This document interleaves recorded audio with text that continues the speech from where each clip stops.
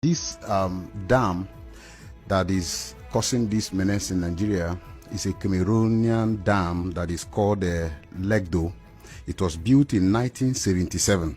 Okay, and there is an agreement they had with Nigeria when they were building this dam that Nigeria is also going to build a counterpart dam that is called Dasin Hausa Dam.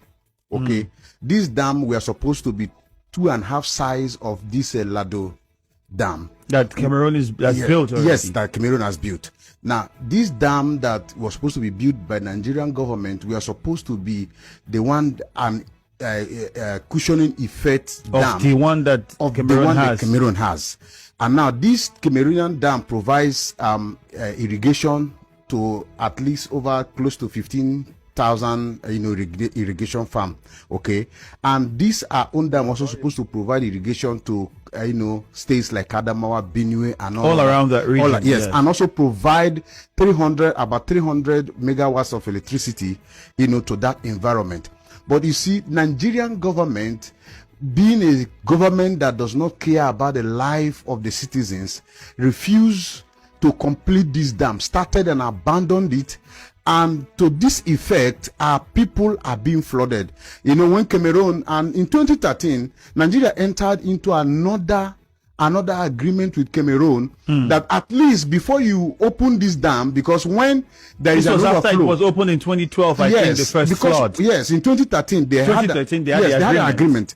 And this agreement is that when the Cameroon dam is full and wants to release the excesses, that they should inform Nigerian government. For me, this is an irresponsibility, as long as I'm concerned, that the government chooses for Cameroonian government to inform them of when to open a dam and to prepare for the consequences, instead of building and completing a dam that they started since 1981. So it brings us to why we are asking this question, because we're aware that there is this work that can be done to completely avert the crisis that we're facing now. So why is the government not looking at doing it, one? And then the states that are affected, why aren't those state governments also talking about this situation? Because I was also going through the history of this, and I realized that, okay, you can actually take care of this problem and we would not have the situation we're having now in Rivers State, in parts of in Delta State, in Bayelsa State, and many other states. And this will come every 10 years at this magnitude. As we speak, on the East-West Road going to Delta State, people are saying that the waters already are beginning to come take over the roads. And that is also another problem. It might be a repeat of 2012. Well, we hope it doesn't get to that level. Why aren't these state governments affected also pushing to ensure that that contract is revisited and the federal government does what is needed? That's why I said that it is a sheer irresponsibility on the part of those that govern Nigeria.